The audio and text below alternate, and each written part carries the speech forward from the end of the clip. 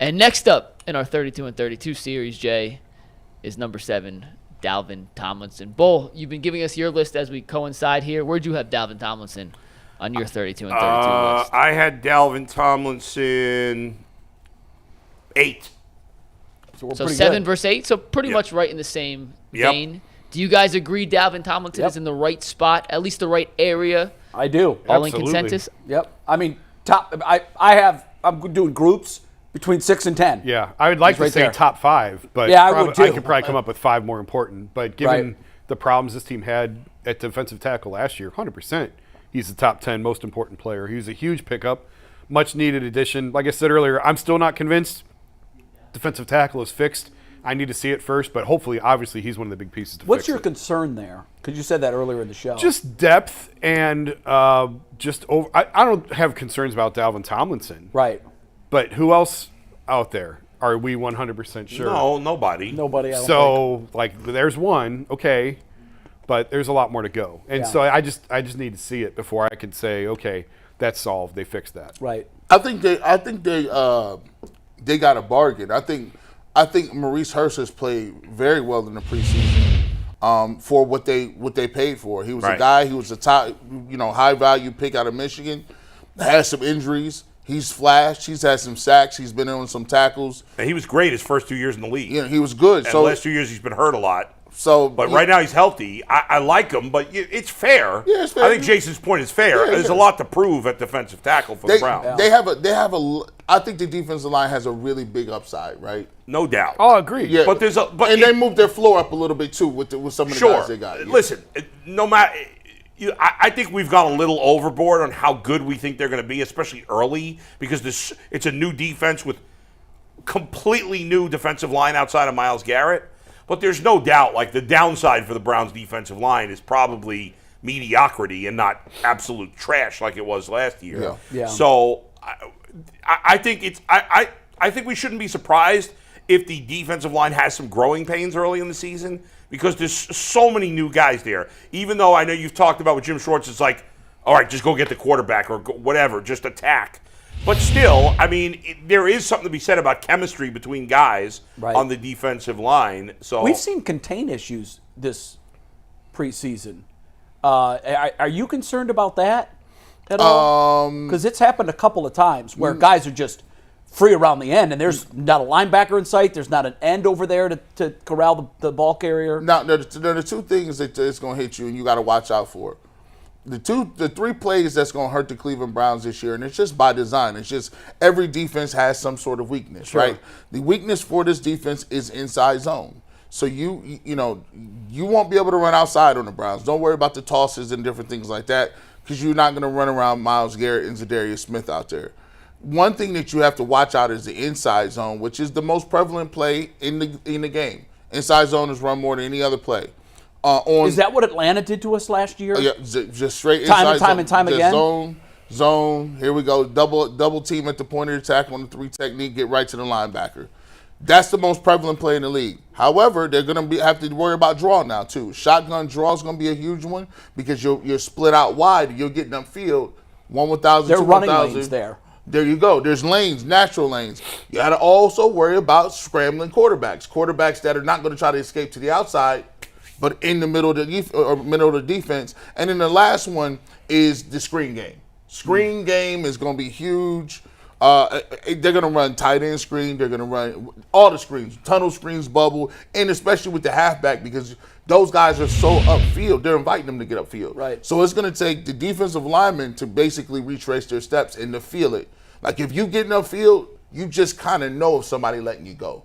You can feel the light hitting. Like, something ain't right here. You ain't been open all day. I'm not taking that bait. you ain't got. Hey, Siaki Ika.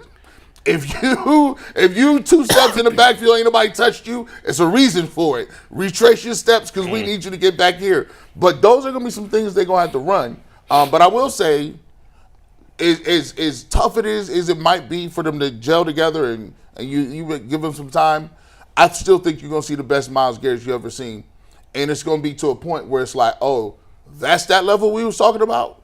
Because now he's going to be in on run plays too. Because now he don't really have responsibilities. He's just running around. I've really thought that every single season in his pro career. I've thought this is the one where he just breaks the egg and just goes absolutely nuts. So I hope you're right. Yeah, and that's why they put him on. See, Jim Schwartz, when you talk about it, they say, "Hey, Jim, who do you like?" You know who Jim Schwartz likes by how often he plays the Stars. Myles Garrett ain't been seen. Kevin Stefanski said, somebody asked him, it seems like Myles is in the backfield, all the time this year, and he's like, that's because it is. And he's going to be special. Trust me. Special defensive player of the year. Do you guys agree with that? Different special. Like another level for Myles Garrett this We've been year? talking about him reaching another level for a number of years. I agree. If it doesn't happen this year, it's not only it's. I mean, it's hard. It's so silly to say because a minute ago I just said he's on the Hall of Fame track, which he is. He is, but there's a special level that's only for special players, and he's one of those guys. And he's been a 9.8 or a 9.9, but to get to the 10.0, there's one more step. I agree. I just it's think only for a few guys, and he can get there. Hasn't hit yet. Yeah. I hate saying that because he has been so great. good, and he is on a Hall of Fame track. Yeah. But when you watch him and you just look at him physically, you expect him to be at a completely different level. Wow. And you expect him to be changing games in big moments. And that says a lot. It really does. Look at the names he's on that list with. Jason Taylor, I got a beef with that chart. What is my beef with the chart? It doesn't go top to bottom. I hate that No, too. it says seasons. Yeah, two of them. Actually, I didn't even notice that one, but Yeah. that is a second beef. But Yeah. no, you got to have it in order. I mean, Yeah, you put Reggie White first. Well, that's not. and then Bruce Smith. That's not the most. Like TJ Watt has 77.5. He's not on this list. I was just. I Putting mean, some but he was a notable whole. names. I mean, even more piss poor. let's not act like T.J. Watt ain't the Hall of I'm just Famer, putting some too. notable names up there. Isn't it funny, guys, how much Reggie White... See, Reggie White was in his own stratosphere. That's right. And I literally look at Myles Garrett and I say about him, why not? Yeah. Right. Why not? Reggie White. And there's not a lot of guys like that. No. It was Lawrence Taylor. It was Reggie White. It was Aaron Donald in his own That's right. stratosphere. You're right. And Myles Garrett is fantastic and great and amazing.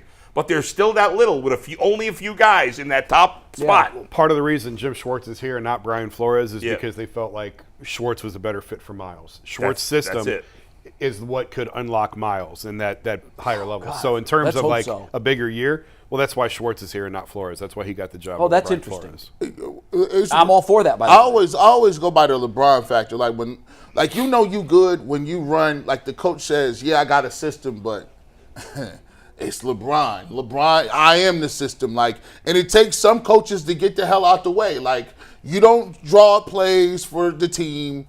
LeBron's gonna draw those plays, and it takes a lot of confidence as a coach to be like, okay, this guy is obviously one of the most talented guys I've dealt with. My system is cool. But Myles Garrett is going to be great because now he could be instinctual. He could just say, listen, I felt something here, and I'm just going to go with it. And that's when the beautiful plays start to happen. If you get 16 sacks, and Greg Williams told him at one time, I don't want to see you doing nothing but no swim moves for you, Myles. Straight rip. I'm like, why would you limit his toolbox? That's like telling a pitcher you throwing he has 4 good pitchers. You say, no, I only want to Live off the fastball. Come on now. You become predictable.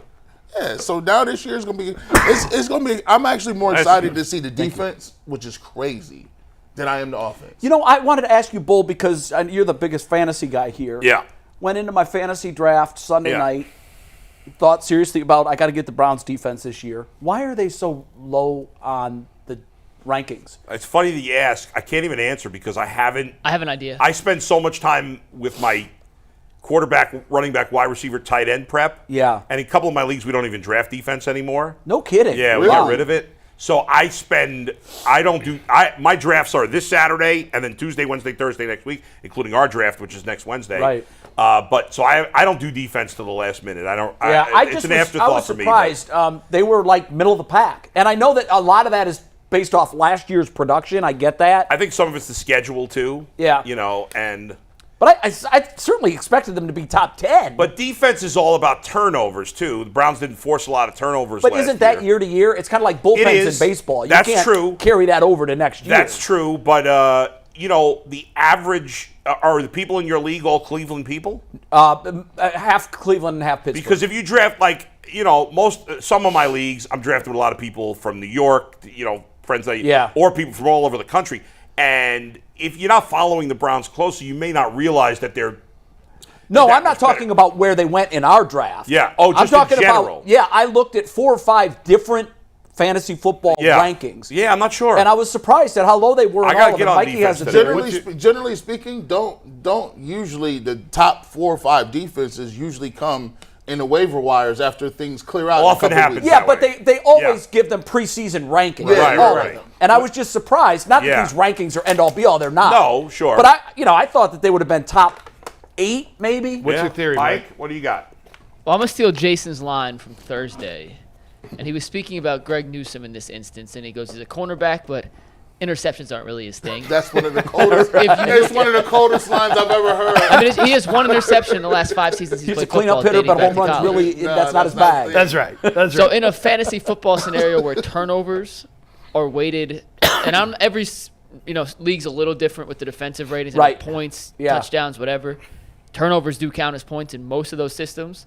If you look at the guys in the Browns secondary, outside of Thornhill, no one really has a track record of getting a lot high of interception facts. rate, and maybe that could be the difference Yeah. between a secondary that's as But talented they also as look theirs at is. sacks too. You get points for sacks. And this year, that could be the great And equalizer. gosh, I mean, so like, I'm we just should throwing be- out that'd be my guess. I By the don't way, know. our- Like Dallas should be good. Trayvon Diggs gets 10 picks, and then you got Michael Parsons. Dallas was third DeMarcus Lawrence. on most of the ratings that I looked at. By the way, our guy Dave Richard has the Browns 11th in fantasy. Which was defense. about where they seemed to be. Like Yahoo had them like bottom. I think Yeah. they were maybe 14th.